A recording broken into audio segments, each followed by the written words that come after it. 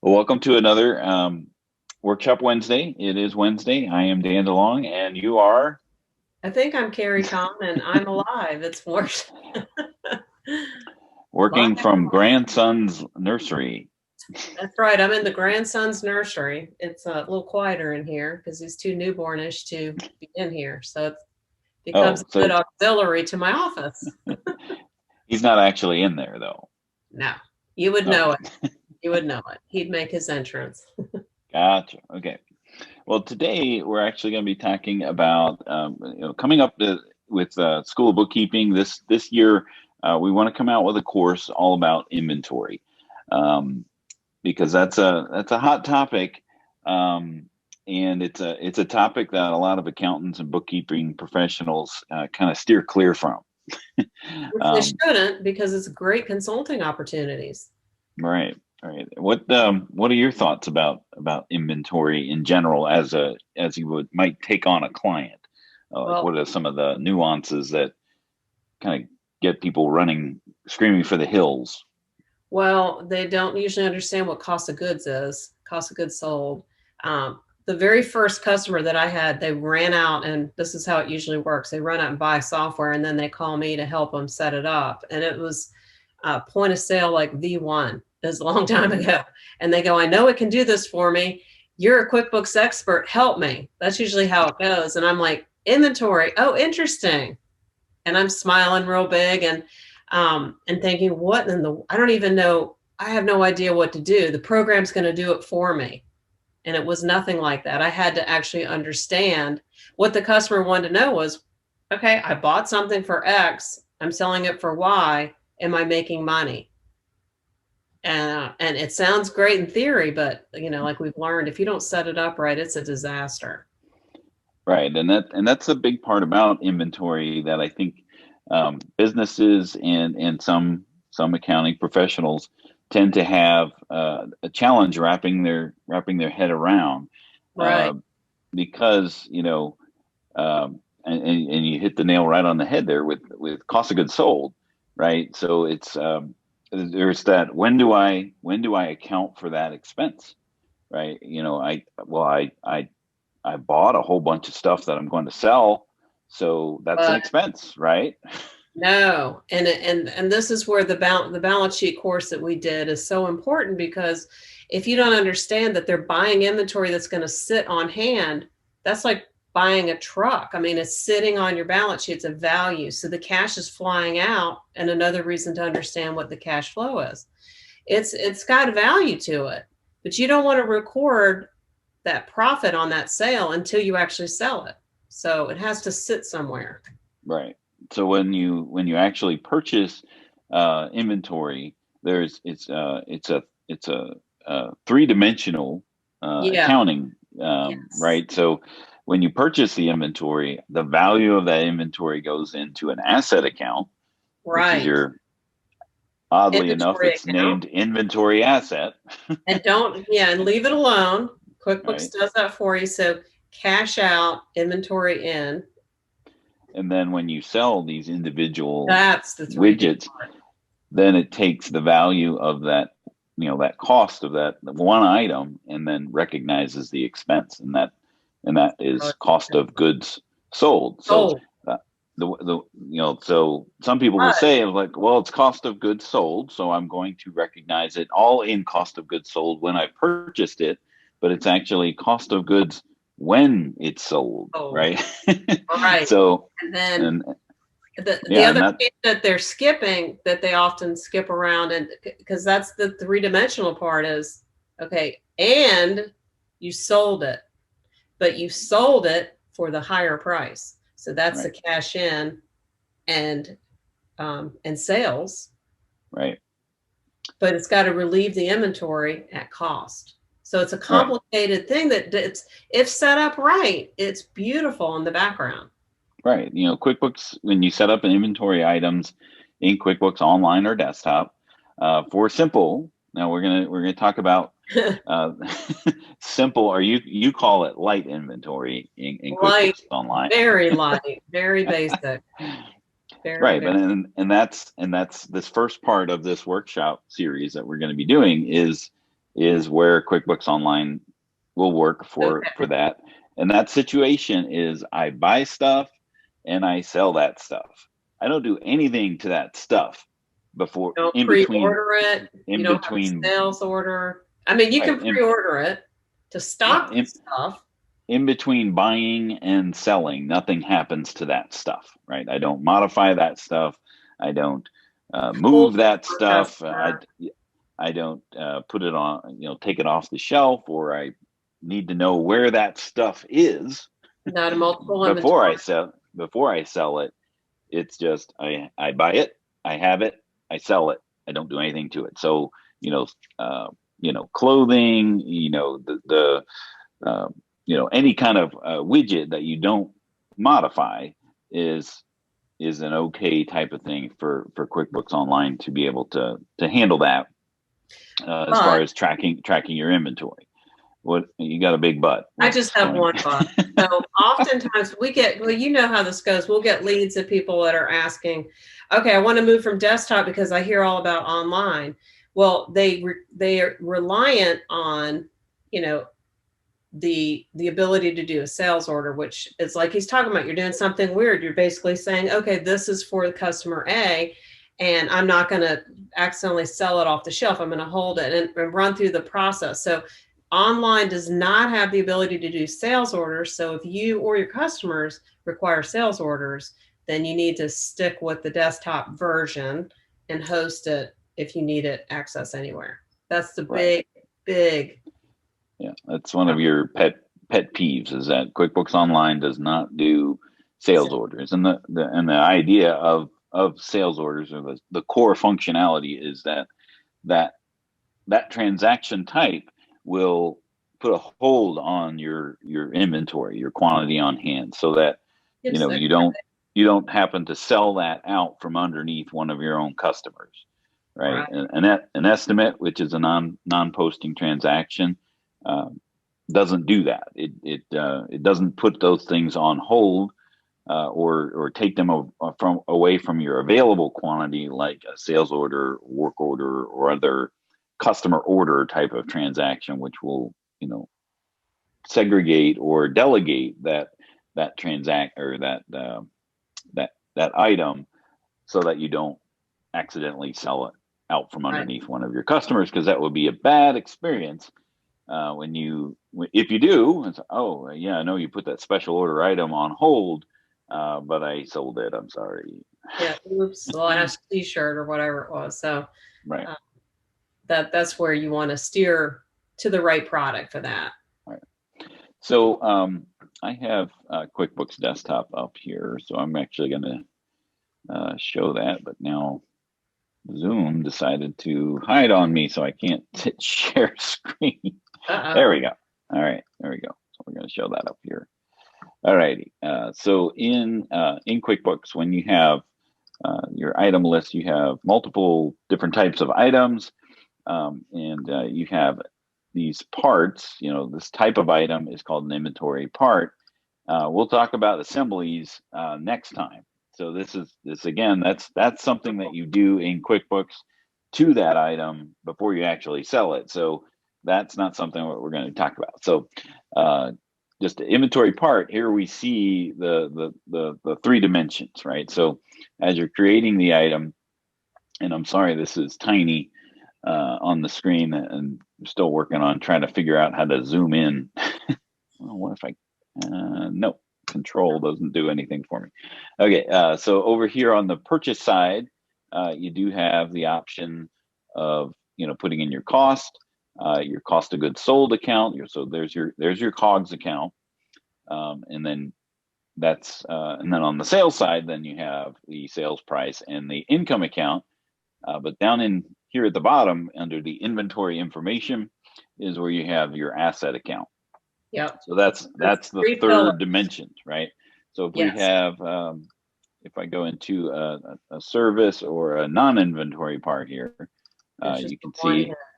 that it just has those two sides. So the purchase description and the sales description. So, yes, you can choose the expense account to go to cost of goods sold and treat this item as a cost of goods sold. But when you purchase it, it will post everything to cost of goods sold, or whatever the income or the expense account that you specify.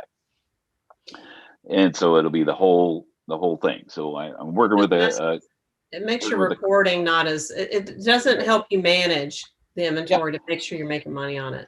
I'm Just, working. I'm working with a jeweler, and he orders from China, and he has to pay for his inventory up front. right. So he's got thousands of dollars, and when I originally started working with him, he had these thousands of dollars showing us cost of goods sold on Oh, his profit and loss, and so it what that does is it makes it nearly impossible to tell what your profit is, because his cost of goods sold was so high that he had to get to a certain point in revenue to surpass that. yeah. But what this does by doing it this way, it allows you to get the gross profit of your sales as you're selling them, Hmm. right? So You can't have, and- you can't have it both ways. You have to pick one, and we don't recommend this way. right, right. So we'll just escape out of that. Yeah, just Um, don't go there. right now, whoops, I went into the service item. Um, Now, one thing about QuickBooks is that there are a couple different cost methods, when we're talking about what actually shows up on the profit and loss, in terms of what what the cost of each particular item actually is, right? So QuickBooks Desktop defaults, Always, always average cost. right, defaults to average cost. So as item costs change, per item, QuickBooks is going to calculate and be constantly recalculating what the average cost of an item happens to be. So if you buy 10 today at $10, and then five today at $15, or five tomorrow at $15, it's going to then take into account the total amount that you purchased, the total individual cost, and provide an average cost. So when you sell one of those items, it's going to do that on an average basis. QuickBooks Enterprise and QuickBooks Online calculate it based on first in, first out. Well, So the QuickBooks Enterprise, you can with the select, it platinum, still yeah, does. The Platinum you, gives you the option. right. Platinum gives you the option to choose FIFO, first in, first out, or not. And QBO gives you no option. It is what it Right. is. It always will do the first in, first out. So that in that example of 10 at 10 each, then it would calculate $10 for each item until you've depleted that supply of 10, and then go into 15 for the next five. Um, so that's a word about cost, and this is why some people run for the hills when when they are approached by a customer who uses inventory, because one, the cost calculation can be tricky, and two, this whole three-dimensional process of when I purchased these items, it doesn't actually show up on my profit and loss.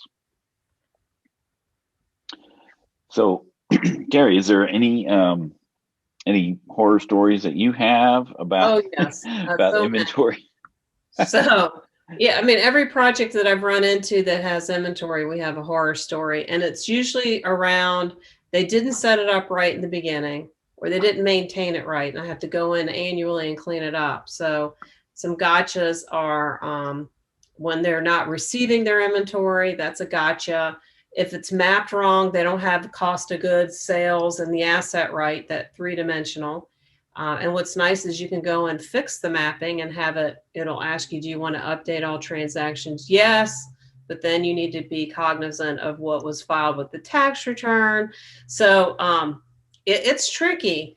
And to untangle one of these doozies, costs a lot of money. And if the customer doesn't value that, you might get yourself into trouble, or as an employee of a company that tracks it, or even as their consultant. So Mhm. key is the structure. Make sure the Yeah. structure operating as, and make sure if you're going to help somebody do this in whatever role you are, even if you are the owner, that you understand the concept of inventory, because Right. it isn't easy. I had to learn, I had to cut my teeth on it, and I had to actually lose my time, lose some consulting hours just to understand this 3D concept. So Not to mention sleep. sleep, yeah, forget sleep. All right. So here is actually after this workshop, I'm going to be talking to this jewelry guy. Right. So we have this is his sales for last year, and we just started using inventory mid-year. So we're doing this all, while we're changing the wheels on the car while The plane is still flying, and they're changing the engine, right, changing the oil. Make it right. messy. So he has a whole bunch of items that don't have any cost associated with them. There's no inventory on hand, so we have to go back and kind of piece that back together. And he was using another system to manage his inventory because he sells online, and so there's a whole lot of moving parts to this. And so we're going to have a nice conversation in half hour. I'll let you know how it goes out, how it turns out. And this is a really good place to, understand, if you can, no matter where you fit in the puzzle of what you need to know. But understanding inventory, I mean, this is a huge chunk of an Yeah. investment that a company makes. And whether you're the And owner this, or the employee, you've got to, and get out a lot of highlighter pens too. That's helpful. yeah. Write out those journal entries. Go back to old school accounting. Like I said, cash out, cost of goods is the offset. That's when you put it in. No, I'm sorry, it's not. It's inventory. And Trick then question. see, there you go. It's very, so write it down, understand that mapping, and get down into the weeds of how this works. Simple inventory. Don't start with assemblies, which is where we're going in our future. That's more complicated. It can get worse. Yeah, and this is a simple inventory situation. He does not do anything to the merchandise after he buys it. He just puts it on hand and he sells it. But he wasn't tracking it at all, right? He was just putting everything to cost of goods sold, purchases, however he wanted to recognize it, and then wondering why, what his profit is, and he has no idea about that because it's not being tracked appropriately. So No, that's exactly the example of why you don't want to do cash basis or non-inventory, because you're not counting that asset. It's not counting as an asset. So you literally lose the management of what's going on. And one year is going to look terrible. The next year is going to look too high. How do you budget? How's your next year going to be? It's literally impossible. And QuickBooks gives you those tools. You need to take the time to set it up right and get that tracking for you. right. Now, we have created a couple courses already of setting it up right the first time. Yes. Of course, this is not the how do I fix it type of situation when I come into a horrible mess. Yeah, we all have. I have scars, like scars. PTSD. Terrible. And fatigue. But I did put in the links in the Facebook comments for each of the courses that we have. One for QBO, and I got to give props to Carrie. She actually did a course on setting up QBO. I did, and you can track it. It's just as basic as can be. Don't short sell yourself if it doesn't, give you exactly what you need. Right now, if you have to, if it's a gotta have to be on QBO, there are third-party applications that allow you to track your inventory and manage your inventory and synchronize that information to QuickBooks. And we'll mention and talk about those, when we get to that point of where we need to manage those things. But of course, the ideal situation would be, do everything in one tech product. One product. Yeah, thank you. Ecosystem. So you're not doing when you bolt on, then you have, more training, more support. You need to make sure it's a company that's going to stay forever. It just adds some more wrinkles to it. But anyway, that's to come. And then drop in the balance sheet so they understand what we said. Yeah. So we have a course about understanding your balance sheet. So that's really and the cash flow, because the cash flow talks about increasing that assets. We already have a lot of material that you could be learning the basic concept. Mm-hmm. Yeah. So this is Mr. Rogers' version of inventory, the buy stuff and sell stuff, and then we get into the Sesame Street of these are the inventory people in your neighborhood. Right. We talk about the more advanced stuff, and then we're talking about I don't know what's after Sesame Street. We got to get to, electric company, because it's so crazy. Zoom. Zoom. Because we got to clean up on aisle something. That's definitely. All right, so thanks for joining us today for a Workshop Wednesday. Carrie, it's good to see you, and we'll see you next time on part 2 of inventory in QuickBooks. This will be the I buy stuff, I do something to this stuff, and then I sell this stuff. It'll be heavy on not to break anything, but it will be heavy. We'll be talking desktop next week. not to give you a sneak peek, but things you need to know. Things you need to know. Right. All right. Well, have a great week. Next week. See you next week. Another Workshop Wednesday. Bye. Bye.